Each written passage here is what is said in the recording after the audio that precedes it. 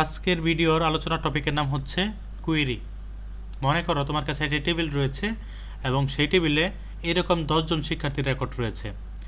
এখন তোমাকে যদি বলা হয় এই টেবিল থেকে যাদের গ্রুপ মানবিক তাদেরকে আলাদা করে একটি টেবিলে উপস্থাপন করো, তখন তুমি হয়তো এরকম একটা টেবিল পাবে। আবার যদি তোমাকে বলা হয় এই টেবিল থেকেই যাদের রক্তের গ্রুপ ও পজিটিভ তাদেরকে আলাদা করে ফেলো, তখন হয়তো তুমি এইরকম একটা টেবিল পাবে। তো এখানে আমরা যে কাজটি করছি সেটা হচ্ছে আমরা বিপুল পরিমাণ ডাটা থেকে শর্ত সাপেক্ষে নির্দিষ্ট পরিমাণ ডাটা খুঁজে বের করে আনছি। এই বিষয়টাই হচ্ছে কুয়েরি, অর্থাৎ বিপুল সংখ্যক ডাটার মধ্য থেকে শর্ত সাপেক্ষে নির্দিষ্ট ডাটা খুঁজে বের করার প্রক্রিয়াকেই কুয়েরি বলা হয়। একটা শিক্ষা প্রতিষ্ঠানে হাজার হাজার শিক্ষার্থী থাকতে পারে। এখন তোমাকে যদি বলা হয় সেই শিক্ষার্থীগুলো থেকে যাদের ঠিকানা ঢাকা তাদেরকে আলাদা করে ফেলো, আমরা যে একটা একটা করে আলাদা করতে চাই তাহলে কিন্তু অনেক সময় লাগবে, অথচ আমরা সেই কাজটি কুয়েরি ব্যবহার করে খুব দ্রুত করে ফেলতে পারবো। আশা করি বিষয়টি বুঝতে পেরেছ। এবার আমরা আলোচনা করব কুয়েরি ভাষা নিয়ে। কুয়েরি ভাষা হলো ডাটাবেজে তথ্য অনুসন্ধান এবং ব্যবস্থাপনার জন্য একটি ভাষা, অর্থাৎ কুয়েরি ভাষা ব্যবহার করে আমরা ডাটাবেজ থেকে তথ্য অনুসন্ধান করতে পারি এবং ডাটাবেজ ম্যানেজমেন্ট করতে পারি। বেশ কিছু কুয়েরি ভাষা রয়েছে, যেমন এসকিউএল, কিউবিই, এক্সকোয়েরি, কুয়েল। এগুলো হচ্ছে প্রত্যেকটি এক একটি কুয়েরি ভাষা। এসকিউএল দিয়ে যে কাজগুলো করা যায় কিউবিই দিয়ে প্রায় একই ধরনের কাজই করা যায়, অর্থাৎ প্রত্যেকটা কুয়েরি ভাষার কাজ প্রায় একই। সেগুলো হচ্ছে ডাটাবেজ পরিচালনা করা এবং ডাটাবেজ থেকে প্রয়োজন অনুসারে শর্ত সাপেক্ষে ডাটা খুঁজে বের করে আনা। তো আজকের এই ভিডিওতে আমরা এখন এসকিউএল নিয়ে আলোচনা করব। এসকিউএল এর পূর্ণরূপ হচ্ছে স্ট্রাকচারড কুয়েরি ল্যাঙ্গুয়েজ। এই ভাষা ব্যবহার করে আমরা ডাটাবেজে ডেটা যোগ করতে পারি, ডেটা পরিবর্তন করতে পারি, মুছে ফেলতে পারি এবং শর্ত সাপেক্ষে ডেটা খুঁজে বের করে ফেলতে পারি। এবং এটি হচ্ছে একটি ডিক্লারেটিভ ল্যাঙ্গুয়েজ। ডিক্লারেটিভ ল্যাঙ্গুয়েজ বিষয়টা অনেকটা ইম্পারেটিভ সেন্টেন্সের মতো। যেমন আমরা অনেক সময় বলি ওপেন দ্য ডোর, দরজাটি খুলো। এখন যিনি দরজাটি খুলবেন, কিভাবে খুলবেন এটা ওনার ব্যাপার, আমাকে চিন্তা করতে হবে না। একইভাবে আমরা যখন এসকিউএল ইউজ করব, আমরা জাস্ট বলবো একটা টেবিল তৈরি করো, তখন কিন্তু এসকিউএল টেবিল তৈরি করে দেবে। ইংলিশে বলবো আমরা, তখন এসকিউএল টেবিল তৈরি করে দেবে। কিভাবে তৈরি করবে সেটা আমাদের জানা দরকার নাই। তো এই বিষয়টা তুমি আরও একটু স্পষ্টভাবে বুঝবে যখন তুমি এসকিউএল কোড লেখা শুরু করবে। এখন এসকিউএল কমান্ড শুরু করার আগে ডাটা টাইপ নিয়ে আরেকবার কথা বলা দরকার। আমরা পূর্ববর্তী ভিডিওতেও কয়েকটি ভিডিও আগেও আমরা ডাটা টাইপ নিয়ে আলোচনা করেছি। ডাটা টাইপ নিয়ে একটা কনফিউশন সৃষ্টি হয়, কারণ হচ্ছে বিভিন্ন ডাটাবেজ ম্যানেজমেন্ট সিস্টেম সফটওয়্যার ভেদে ডাটা টাইপগুলো ভিন্ন ভিন্ন হতে পারে। যেমন আমরা আগে নাম্বার পড়েছি, এখন আমরা ইউজ করব আইএনটি বা ইন্টেজার। যেমন আগে হয়তো আমরা টেক্সট ইউজ করতাম, এবার ইউজ করব আমরা ভেরিয়েবল ক্যারেক্টার বা ভার্চার। দেখো, তুমি যদি গ্রামীণ ফোন সিম ইউজ করো এবং ব্যালেন্স চেক করতে চাও তাহলে এক ধরনের কোড ইউজ করতে হয়। তুমি যদি এয়ারটেল সিম ইউজ করতে হয়, ব্যালেন্স চেক করতে চাইলে কিন্তু অন্য কোড লিখতে হবে। অর্থাৎ তোমার কাজ একটাই, সেটা হচ্ছে ব্যালেন্স চেক করা, কিন্তু তোমাকে বিভিন্ন সময়ে সিম পরিবর্তন করার কারণে বিভিন্ন কোড ডায়াল করতে হচ্ছে।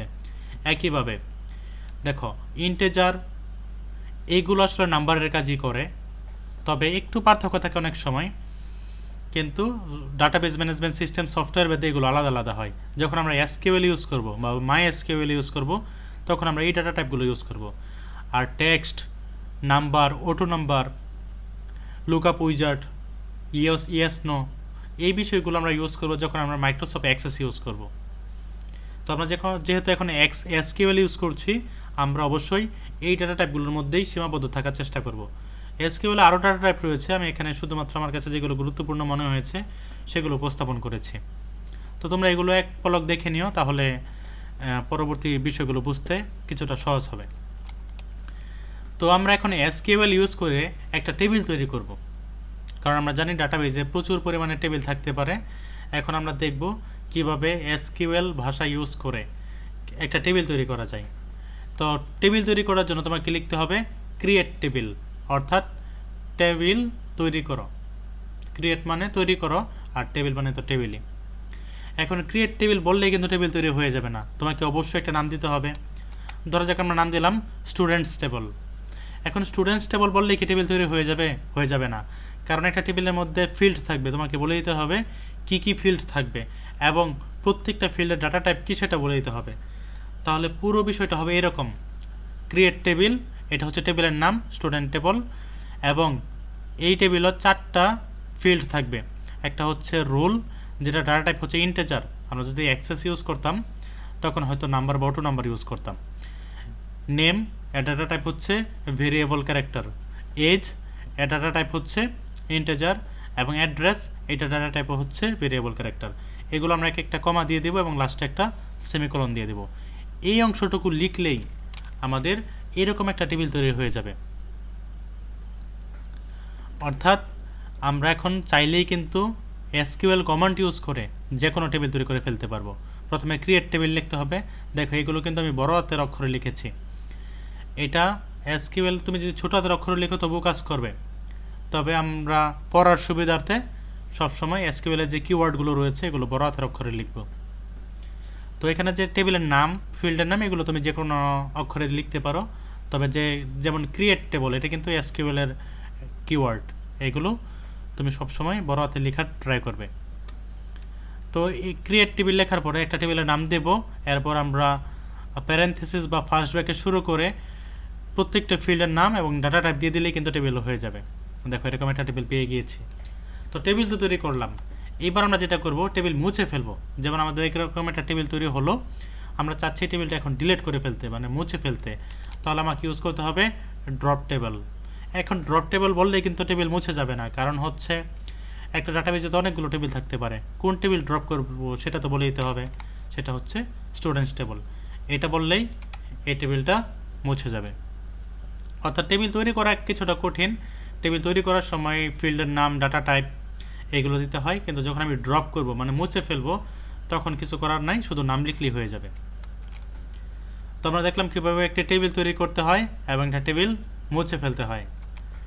এবার আমরা দেখব একটা টেবিলে কিভাবে ফিল্ড যোগ করতে হয় বা ফিল্ড বাদ দিতে হয়। যেমন খেয়াল করে দেখো, এই যে টেবিলটা রয়েছে আমি চাচ্ছি এই টেবিলের মধ্যে ফোন নামে একটা ফিল্ড যোগ করব। এই টেবিলে তো 4টা ফিল্ড রয়েছে, রোল, নেম, এজ, অ্যাড্রেস। এখন আমি যদি আরেকটি ফিল্ড যোগ করতে চাই তাহলে আমাকে প্রথমে লিখতে হবে অল্টার টেবিল। অল্টার টেবিল লিখে টেবিলের নামটা লিখতে হবে, অর্থাৎ কোন টেবিল আমি যোগ করতে চাচ্ছি, কারণ হচ্ছে একটা ডাটাবেজে অনেকগুলো টেবিল থাকতে পারে।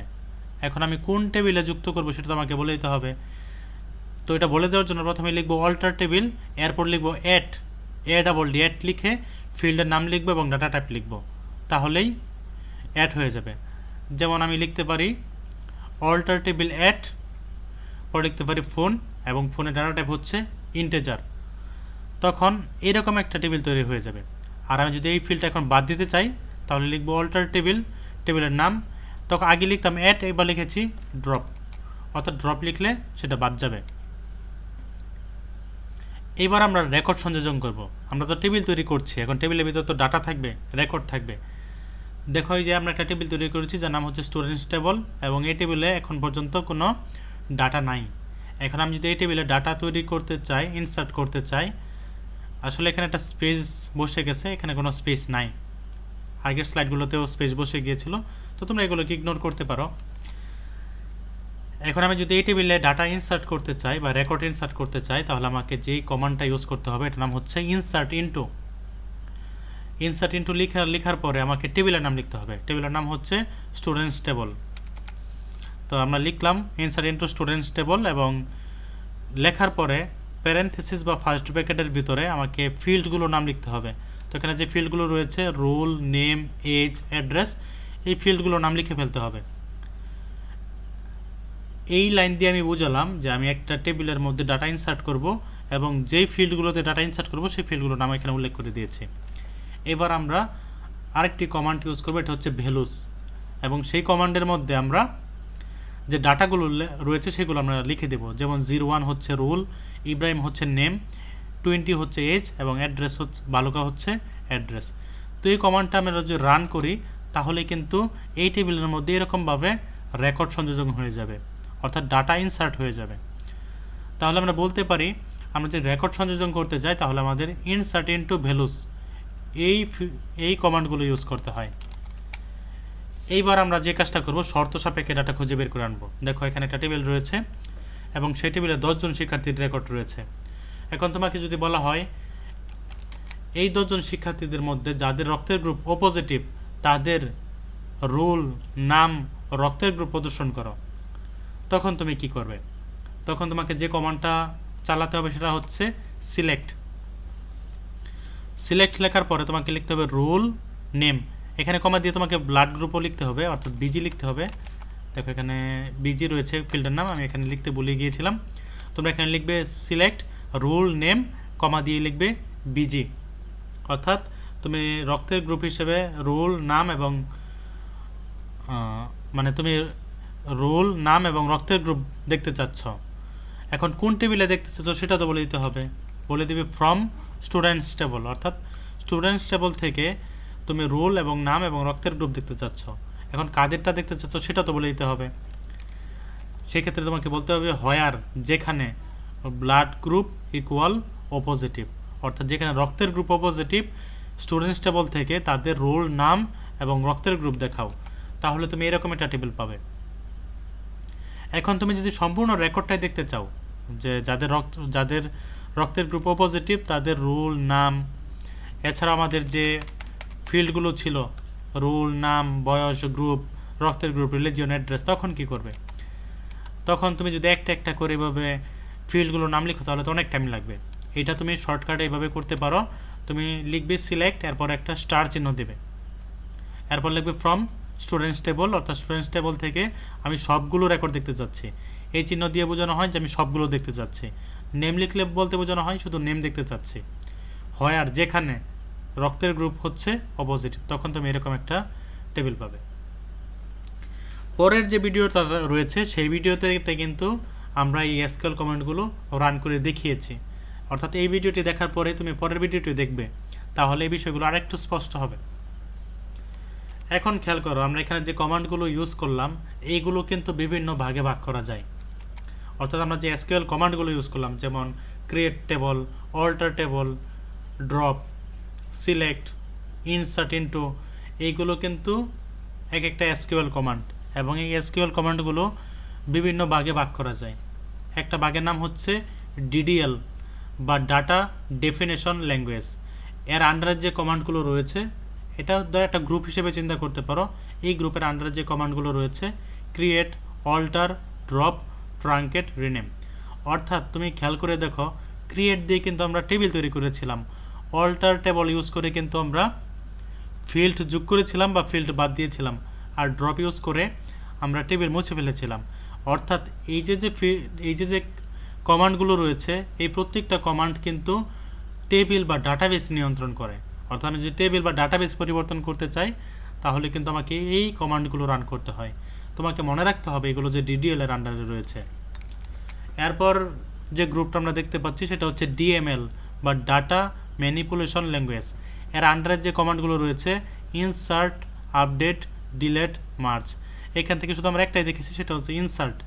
তো এগুলোতে আমরা কি করেছি, আমরা ডাটা প্রবেশ করিয়েছি, আপডেট দিয়ে ডাটা পরিবর্তন করে, ডিলেট দিয়ে মুছে ফেলে। অর্থাৎ এই কমান্ডগুলো ইউজ করে কিন্তু টেবিল বা ডাটাবেজে কোনো কাজ নয়, এটা দিয়ে করতে হয় টেবিলে যে ডাটাগুলো থাকে সেগুলো নিয়ন্ত্রণের কাজ। অর্থাৎ একটা ডাটাবেজের ভিতর যে রেকর্ডগুলো থাকবে সেই রেকর্ডগুলো তুমি যদি পরিবর্তন করতে চাও বা ভিতরে যে ডাটাগুলো থাকবে সেগুলো যদি পরিবর্তন করতে চাও তাহলে তোমাকে এই কমান্ডগুলো ইউজ করতে হবে। তাহলে প্রথম যে গ্রুপ এটা টেবিল বা ডাটাবেস নিয়ন্ত্রণ করে, আর এই গ্রুপটা ভিতরে যে ডাটাগুলো থাকে সেগুলো নিয়ন্ত্রণ করে। এরপর ডিকিউএল অর্থাৎ ডাটা কুয়েরি ল্যাঙ্গুয়েজ, এর অধীনে রয়েছে সিলেক্ট। আমি তোমাদেরকে সিলেক্ট দেখিয়েছি যে সিলেক্ট ইউজ করে আমরা শর্ত সাপেক্ষে ডাটা খুঁজে বের করে আনতে পারি। অর্থাৎ এই গ্রুপের কাজ হচ্ছে শর্ত সাপেক্ষে ডাটা খুঁজে বের করে আনা, অর্থাৎ ডাটা অনুসন্ধান করা। এরপর যে গ্রুপটা আমরা দেখতে পাচ্ছি সেটা হচ্ছে ডিসিএল বা ডাটা কন্ট্রোল ল্যাঙ্গুয়েজ। আমরা যে ডাটাবেস তৈরি করছি, ডাটাবেস তো সবাই দেখতে পারবে না, তাই না? তো তুমি এই কমান্ডগুলো ইউজ করে কারা ডাটাবেস দেখতে পারবে, কারা দেখতে পারবে না, অর্থাৎ তুমি এখান থেকে পারমিশন বা অনুমতি নিয়ন্ত্রণ করতে পারবে। এরপর যে গ্রুপটা রয়েছে সেটা হচ্ছে TCL বা ট্রানজ্যাকশন কন্ট্রোল ল্যাঙ্গুয়েজ। এই কমান্ডগুলোর কাজ হচ্ছে যখন একটা ডাটাবেজে একসাথে একাধিক কাজ করা হয় তখন এটা নিয়ন্ত্রণ করতে এই কমান্ডগুলো ব্যবহার করা হয়। ধরা যাক একটা টেবিল রয়েছে, এর মধ্যে দুইটি রেকর্ডের মধ্যে তুমি হয়তো কোনোটার মধ্যে 20 যোগ করবে, একই সাথে অন্য রেকর্ড থেকে 20 বিয়োগ করে ফেলবে। এই যে একাধিক কাজ একসাথে নিয়ন্ত্রণ করতে গেলে তখন এই কমান্ডগুলো ইউজ করতে হয়। অনেক সময় এমসিকিউ জিজ্ঞেস করে ক্রিয়েট এটা কোন গ্রুপের অধীনে রয়েছে, তোমাকে এইগুলো মাথায় রাখতে হবে। তো তোমরা পরের ভিডিওটি মনোযোগ দিয়ে দেখবে। ধন্যবাদ।